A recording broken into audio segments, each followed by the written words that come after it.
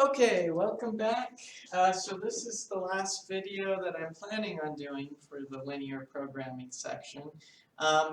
In this video, we're going to look at a story problem, which is the first example that's in this section or kind of like extra section in the book. Um, I want to look at how you can kind of think about solving story problems here, because this is what linear programming is really good for, is it helps us take a complicated situation and turn it into a simple linear programming problem, okay? And so I know, as I say story problems, you're probably all freaking out and being like, oh my gosh, I can't do this. These story problems I don't think are as bad as the ones that we saw in 1010. They are long, but the longness is just because of the nature of linear programming problems. I would say setting up these equations isn't too hard to do generally. But I know that this can be difficult for a lot of us, so try and follow along as best you can. You have two story problems on your homework, which are, I don't think they're too difficult. They're along the same lines as what we're doing here, okay? So, what I'm going to look at, and this is a lot of words, right?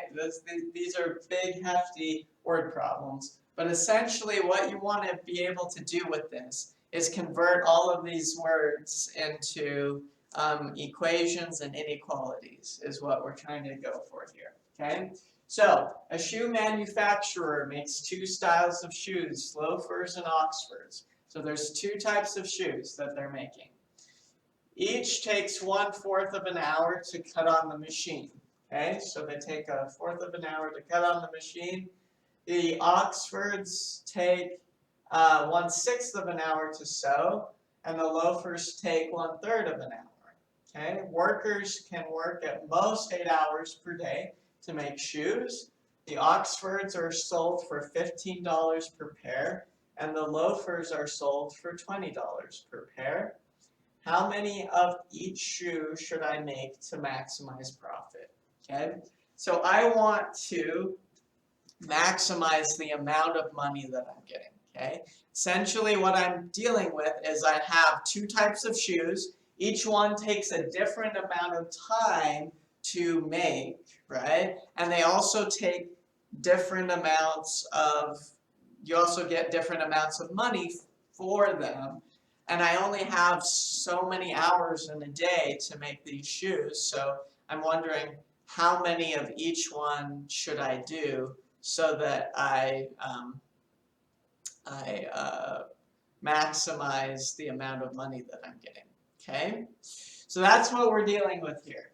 So your first step here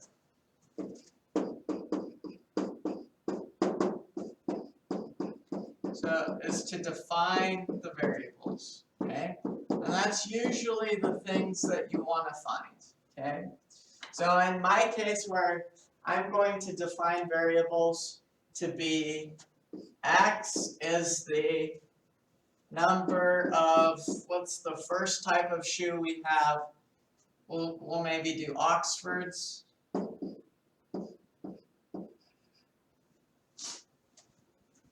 Scroll just a bit. Oxfords, x will be the number of Oxfords that I want to make, okay? And then y, this is going to be the number of, again, my thing is freaking out, the number of loafers. This is getting unreadable. So the number of loafers that I want to make, okay? So that's my first step here, is start by thinking about what are you trying to find. You're looking for how many of each shoe should I make. And so I'm going to do x and y to represent those things, okay? Step 2 is you want to find the objective function, okay?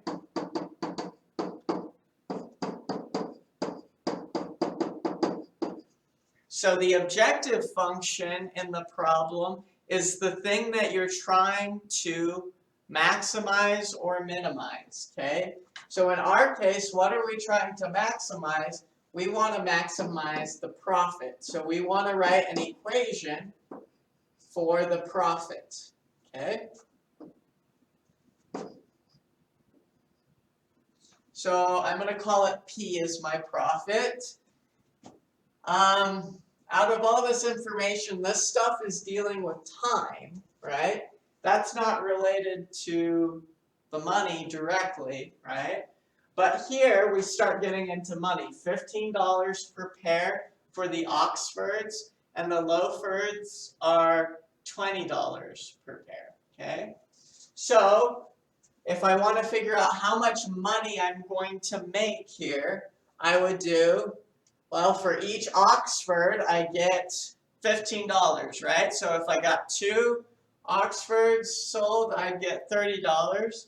If I had 3, I would have 3 times 15. If I had 4, I'd have 4 times 15. So in other words, the amount of money that I get from the Oxfords is the number of Oxfords that I sell, which is going to be X, times 15. So it would be 15X, okay? But then is that all? I'm not just selling Oxfords, I'm also selling loafers, right? And so I need to add on how much money I get from the loafers, which would be for each loafer I sell, I get $20. So I do 20 times Y, right? This would be the amount of money from loafers, or sorry, from Oxfords.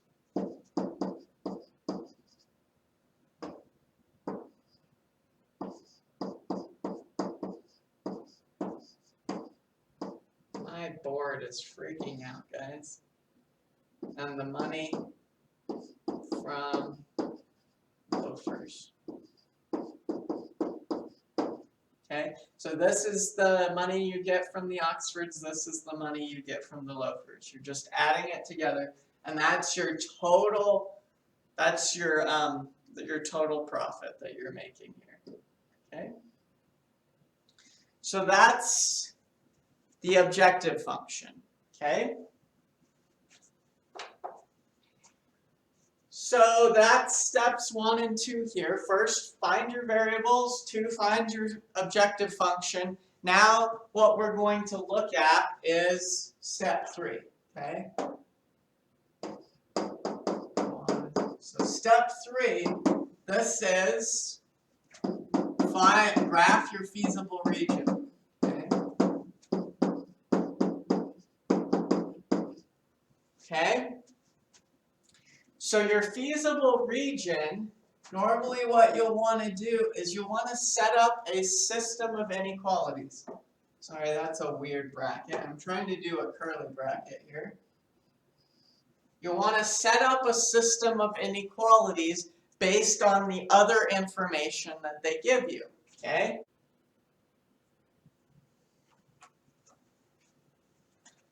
Okay, so our step 3 is going to be to find our feasible region, and we want to figure out what this is, right, so that we can figure out the vertices of our feasible region and then plug those into our function to figure out where the maximum happens, okay?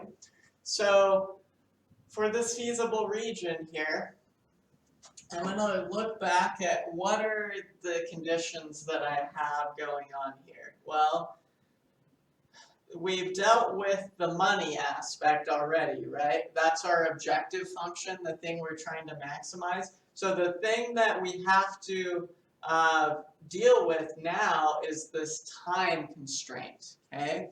And so we know that we can have at most 8 hours per day to make shoes. And I didn't make this clear in my statement of it here, but you're just having one worker cutting the shoes and the other worker is sewing, okay? So you're doing cutting and sewing at the same time. You're just having one worker on each thing, okay? So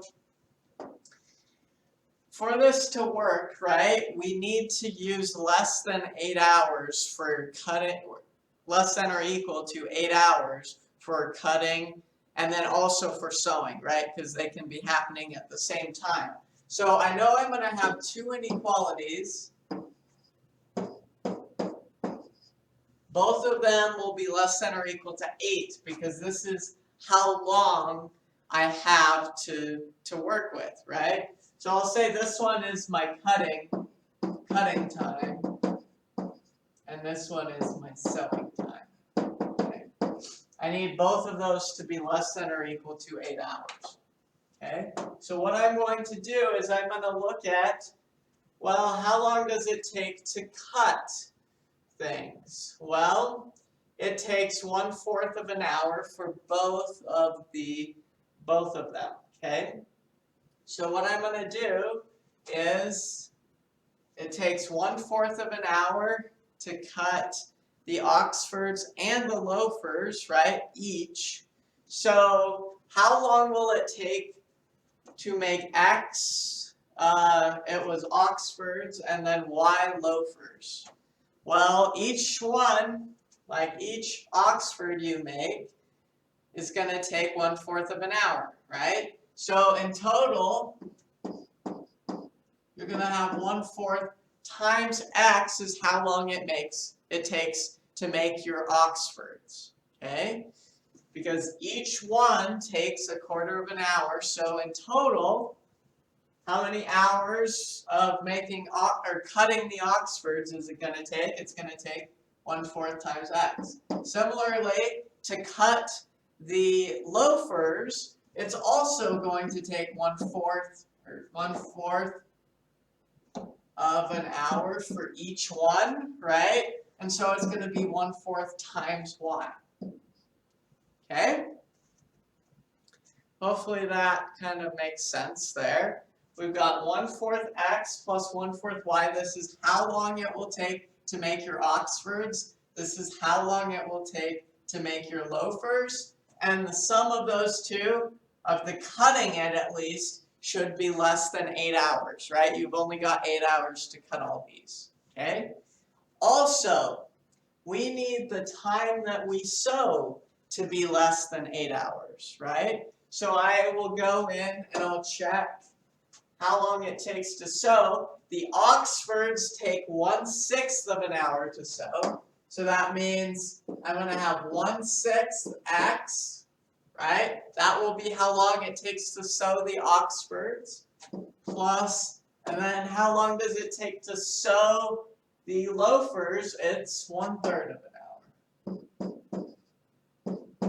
So 1/3 Y. This would be how long it takes to sew your loafers. Okay, so we've got 1/4 X, 1/4 Y. That's how long it takes to cut all the shoes that I'm going to make. This is how long it takes to sew all the shoes that I'm going to make.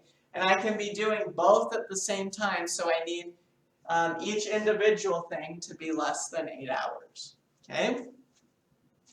And then we also just want to look at here, are there any other conditions that need to go on our feasible region?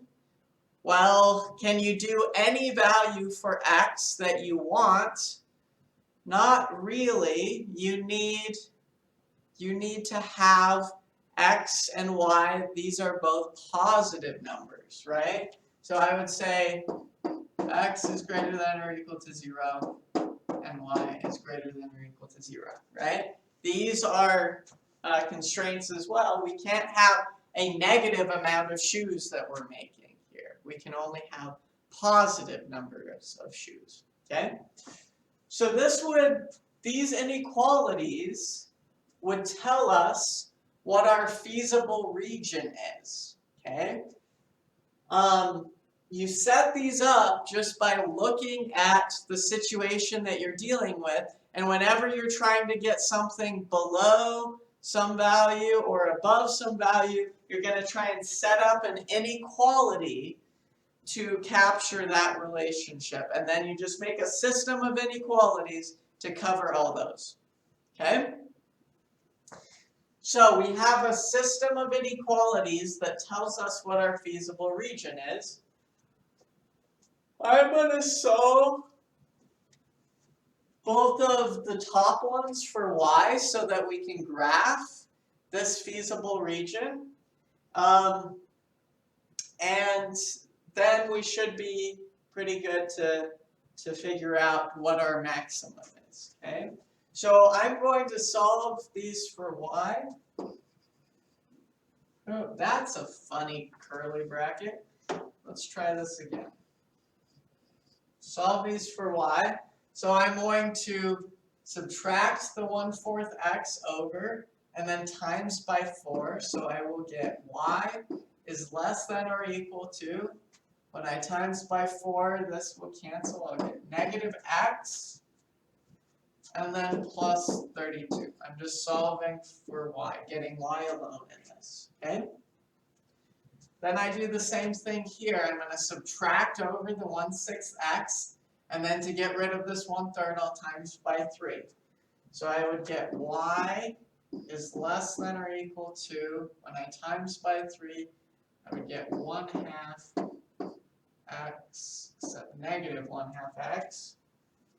And then times 3 and 8 would be like 24. Okay? And then my other ones are already pretty much solved for variables, right? X is greater than or equal to 0. And y is greater than or equal to 0. Okay? So those are the ones just solved for y so that we can kind of sketch what these look like. Okay? So now I'm going to draw a graph of what this feasible region will look like. It's going to have up at 32 is where this first one's going to be. So I don't know, maybe I should go by 2s. Yeah, we'll go by 2s. So 2, 4, 6, 8, 10, 12.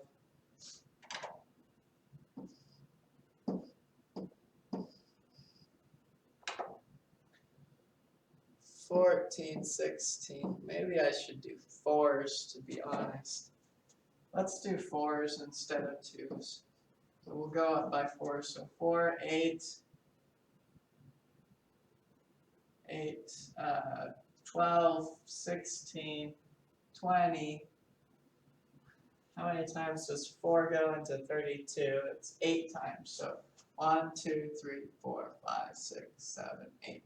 Okay. That's where our y-intercept is going to be for this first one. And then it has a slope of -1. So we'll say this is also 4. We're going to go down 4 over 4.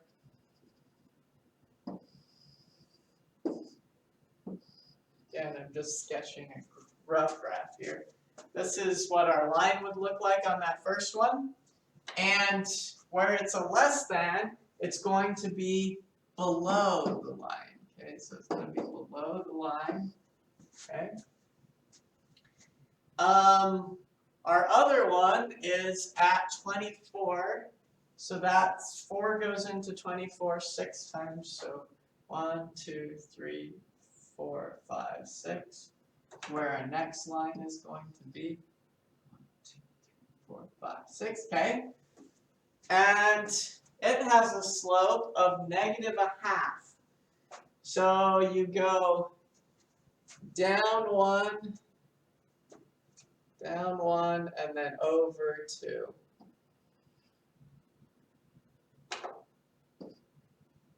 Alright. And it doesn't matter that the scale is a little weird here, because if I still go down 4 here, and then go over 2 groups of 4, that's the same as going down 1 over 2. So this would be like blah. Something like that. Okay, and we're less than that, so it's going to be below this line here as well. Okay, below that line, because it's a less than or equal to here. And then x is greater than or equal to 0, and y is greater than or equal to 0 just means we're going to be in this corner right here, right? So where are the places where this works, where both of these works? It's got to be below both lines. Well, it's going to be in this region right here, up until this line. Whoop. This line is going to, that would be our region. Okay.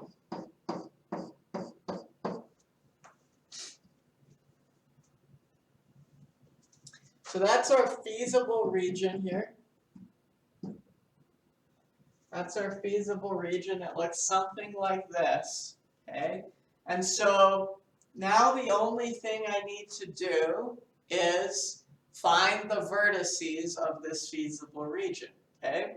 So the vertices, maybe I'll switch to another color. Go back. Okay. The vertices are happening at the corners here. So there's a vertex here. There's a vertex here. There's a vertex here. And there's a vertex there. So there's a total of 4 vertices. Okay. And now what you want to do is you just want to figure out what they are. Okay.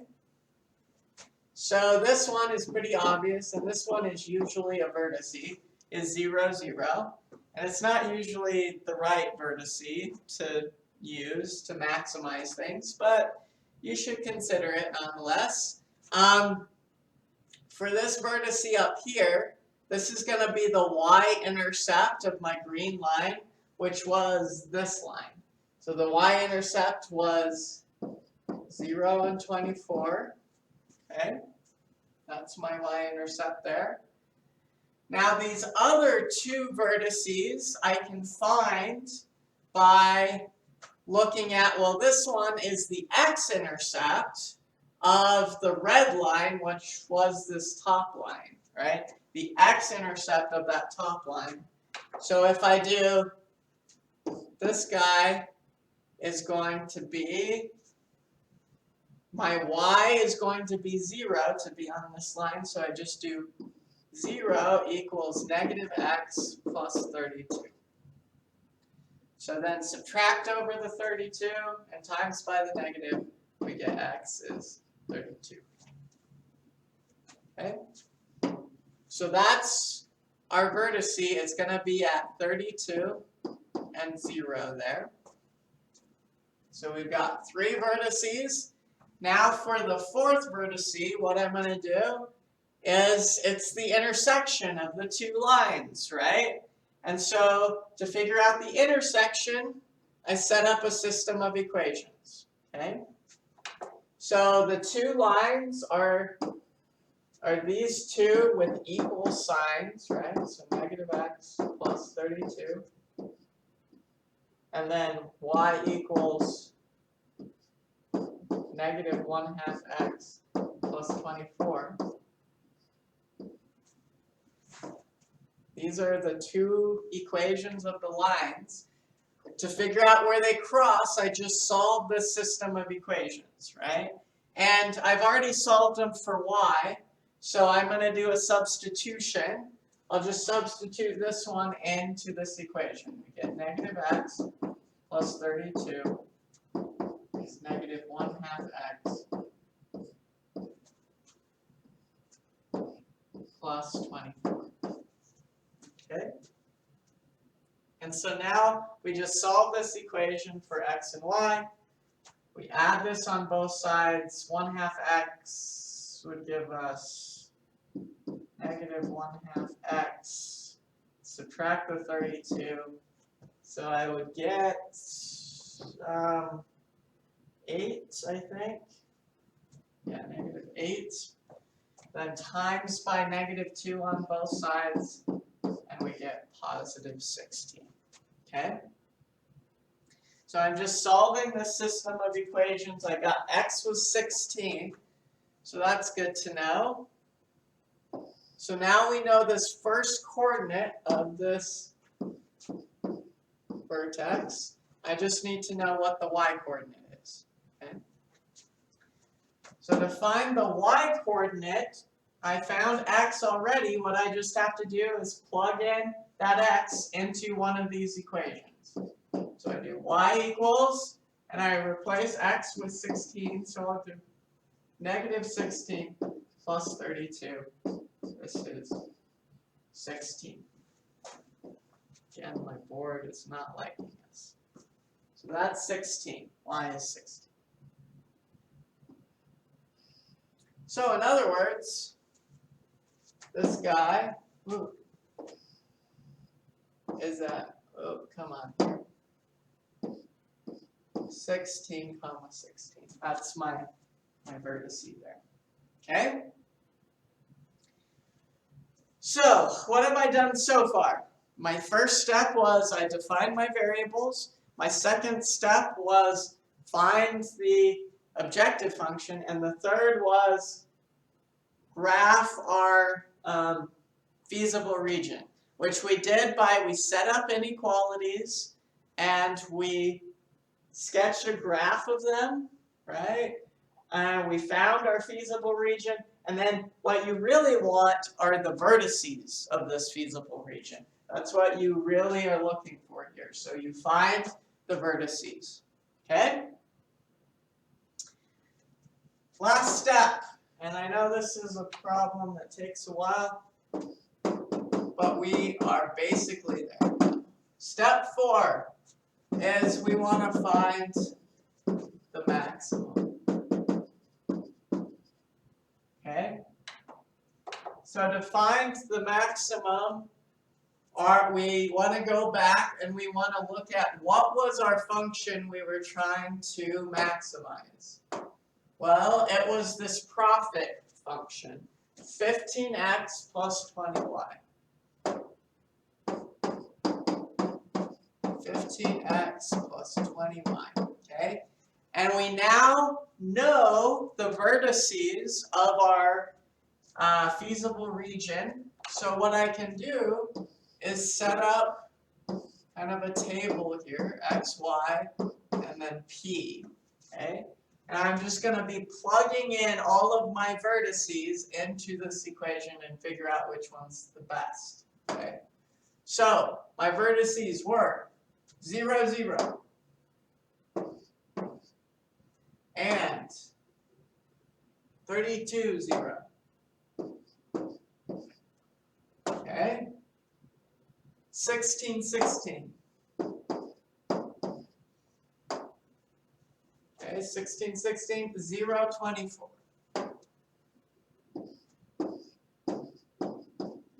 So those are my vertices of this feasible region. Now I just plug them in. Okay? So I do 0, 0 will give me, well, when I replace 0 with x and y in this equation, I just get 0, right? 15 times 0 plus 20 times 0 is 0, okay? Now, let's look at doing 32 times, well, we'll do 32 for x and 0 for y. So I would do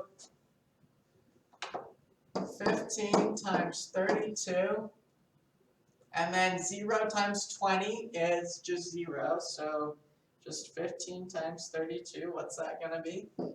This is 480, okay? Now for this other one, we're plugging in 16 for both.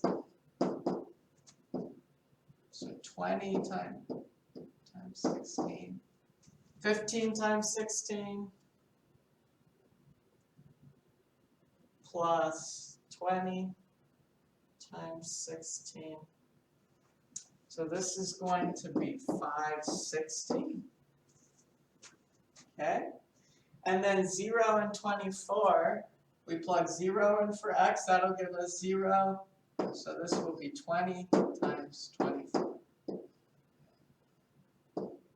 Okay? 20 times 24. It's 480. Okay. So, now we just look at which is the biggest out of all of these. It is this guy right here. That's our biggest. So I should make 16, right? X was how many Oxfords? And 16 loafers. That would be my answer. Okay?